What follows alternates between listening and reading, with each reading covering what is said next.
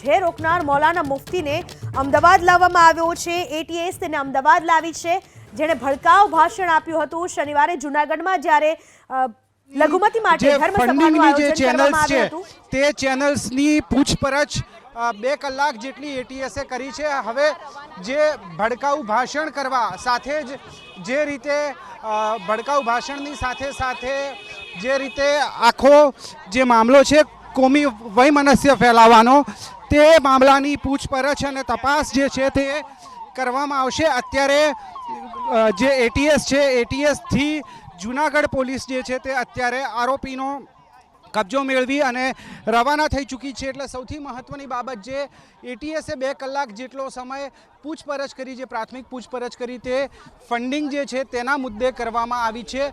જે અલગ અલગ ટ્રસ્ટ સાથે મૌલાના જોડાયેલો હતો તેની તપાસ કરવામાં આવી। સાથે જ કોમી વૈમનસ્ય ફેલાવવાના જે આરોપ છે, સાથે જાહેર સુલે શાંતિના ભંગનો જે આરોપ છે તે અંગે કોર્ટની અંદર રજૂ કરવામાં આવશે આરોપીને અને રિમાન્ડની માંગણી કરવામાં આવી શકે છે। ત્યારે આખા મામલે જૂનાગઢ પોલીસ જે છે તે અહીંયાથી રવાના થઈ ચૂકી છે। અજય પાંડે સાથે તેજસ મહેતા, એબીપી અસ્મિતા, અમદાવાદ।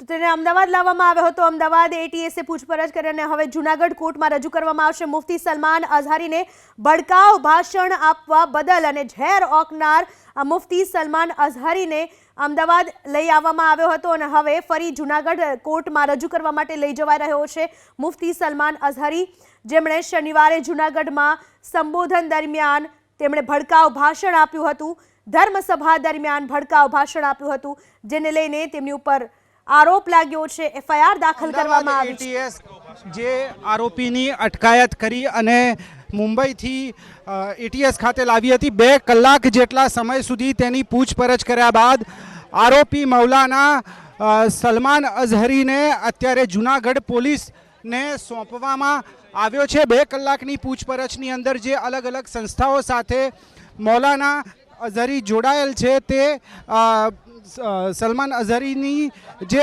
ફંડિંગની જે ચેનલ્સ છે તે ચેનલ્સની પૂછપરછ 2 કલાક જેટલી એટીએસે કરી છે। હવે જે ભડકાઉ ભાષણ કરવા સાથે જ જે રીતે ભડકાઉ ભાષણની સાથે જે રીતે આખો જે મામલો છે કોમી વૈમનસ્ય ફેલાવવાનો, તે મામલાની પૂછપરછ અને તપાસ જે છે તે કરવામાં આવશે। અત્યારે જે એટીએસ છે, એટીએસથી જૂનાગઢ પોલીસ જે છે તે અત્યારે આરોપીનો કબજો મેળવી અને રવાના થઈ ચૂકી છે। એટલે સૌથી મહત્વની બાબત જે એટીએસે 2 કલાક જેટલો સમય પૂછપરછ કરી, જે પ્રાથમિક પૂછપરછ કરી, તે ફંડિંગ જે છે તેના મુદ્દે કરવામાં આવી છે।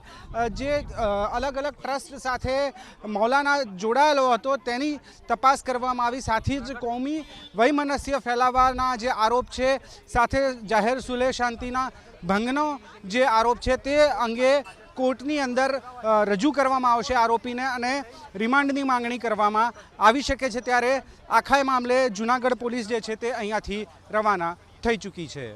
અજય પાંડે સાથે તેજસ મહેતા, એબીપી અસ્મિતા, અમદાવાદ। મુફ્તી અઝહર, જેમણે ભડકાઉ ભાષણ કર્યું હતું અને બાદમાં તેને મુંબઈથી ઝડપી લેવામાં આવ્યો। આ શખ્સને અમદાવાદ લઈ આવવામાં આવ્યો હતો અને એટીએસે તેની 2 કલાક સુધી આશરે પૂછપરછ કરી અને ફરી હવે તેને જૂનાગઢ લઈ જવામાં આવી રહ્યો છે। જૂનાગઢની કોર્ટમાં રજૂ કરવામાં આવશે। મોડી સાંજે મુફ્તી સલમાન અઝહરી જૂનાગઢ પહોંચશે। જૂનાગઢની કોર્ટમાં તેને રજૂ કરવામાં આવશે। 2 કલાક સુધી મુફ્તીની એટીએસમાં પૂછપરછ કરવામાં આવી છે અને આ તમામ બાબતોને લઈને પૂછપરછ કરવામાં આવી રહી છે કે તેની સાથે અન્ય કોણ સંકળાયેલું છે, તે કોના દ્વારા તેને ફંડિંગ કરવામાં આવી રહ્યું છે, કઈ રીતની તેની કામગીરી છે, આ તમામ બાબતને લઈને પૂછપરછ કરવામાં આવી રહી છે। તો મૌલાના મુફ્તી પર એમએલએ ઇમરાન ખેડાવાલાની પ્રતિક્રિયા મૌલાના મુફ્તીને લઈને, તેમણે કહ્યું કે મૌલાનાએ કરેલી જે નિવેદનબાજી છે એ અયોગ્ય છે। કોમી વૈમનસ્ય ફેલાય એ પ્રકારની તેમની નિવેદનબાજી છે, શાંતિ દોહડનારું નિવેદન કર્યું છે, એવું કહેવું છે ઇમરાન ખેડાવાલાનું। જૂનાગઢના અંદર કોઈ એક ધાર્મિક સભા હતી, ત્યાં મૌલાના તરફથી જે સ્ટેટમેન્ટ જાહેર જ્યાં સ્થળ પર જે કહેવામાં આવ્યું તેને હું વખોડું છું કે ગુજરાતના અંદર અને દેશના અંદર જ્યારે એકતા ભાઈચારાથી લોકો રહેતા હોય ત્યારે આપણે સૌને એક જવાબદારીપૂર્વક કોઈ પણ સ્ટેટમેન્ટ કોઈ પણ ધર્મનો હોય, એ વ્યક્તિ ચાહે મૌલાના હોય કે કોઈ પંડિત હોય કે કોઈ મહારાજ હોય, તેમણે પણ કોઈ પણ આવા જાતના સ્ટેટમેન્ટ ના કરવા જોઈએ જેથી કરીને દેશની શાંતિ કે ગુજરાતની શાંતિ કોઈ ઢોળવાનો પ્રયાસ કરે. જે ગઈકાલે જે બનાવ બન્યો છે અને જે મૌલાનાના જે સ્ટેટમેન્ટ છે એને પણ હું સખત શબ્દોમાં વખોડું છું અને દેશમાં શાંતિ સલામતી રહે, એકતા રહે, ભાઈચારો રહે, તમામ હિન્દુ મુસ્લિમ સમાજના લોકો સાથે મળીને હળીમળીને રહે, એ તમામ લોકોની જવાબદારી છે. ત્યારે ધાર્મિક નેતા કોઈ પણ હોય એને આવા સ્ટેટમેન્ટ આપવા નહીં જોઈએ, આવા સ્ટેટમેન્ટથી તેમને દૂર રહેવું જોઈએ. મૌલાના મુફ્તી પર એમએલએ ઇમરાન ખેડાવાલાએ પણ પ્રતિક્રિયા આપી છે અને એમણે કહ્યું કે જ્યારે ગુજરાતમાં, ભારતમાં બધા ભાઈચારાથી અને શાંતિથી રહે છે ત્યારે આ પ્રકારના નિવેદનને સાંખી લેવાય નહીં. આ પ્રકારના નિવેદનો શાંતિ દોહડનારા નિવેદનો છે. આ પ્રકારના નિવેદનો ના કરવા જોઈએ. તો મહામંડલેશ્વર ઋષિ ભારતી આશ્રમ જ્યાંથી પણ પ્રતિક્રિયા આવી રહી છે. ઋષિ ભારતી બાપુએ કહ્યું છે કે મુફ્તી સલમાન અઝહરીનું નિવેદન કડક સજાને પાત્ર છે અને સાથે જ આવા જે તત્વો છે એને કડક સજા થવી જોઈએ. ઝેરીલા નિવેદનો આપનારા આવા મુફ્તી સામે કડક સજાની માગણી કરી છે ઋષિ ભારતી બાપુએ. એ ત્યાં આયોજન થયું હતું એ વ્યસન મુક્તિ માટે હતું. વિષય ડાયવર્ટ કરી અને ભડકાઉ ભાષણ કરી અને ભારત દેશની જનતાને પરસ્પર ગુમરાહ કરવાનું કામ કર્યું છે, જે કડકમાં કડક સજાને પાત્ર છે. અને સૌપ્રથમ એટીએસ પોલીસની ટીમને ધન્યવાદ છે કે જે દેશના વિરોધમાં આવા લુખ્ખા તત્વો છે એને પકડ્યા છે. અને સરકારશ્રીને કરબદ્ધ પ્રાર્થના છે, વિનંતી છે કે આવા લુખ્ખા તત્વોને કડકમાં કડક સજા કરે.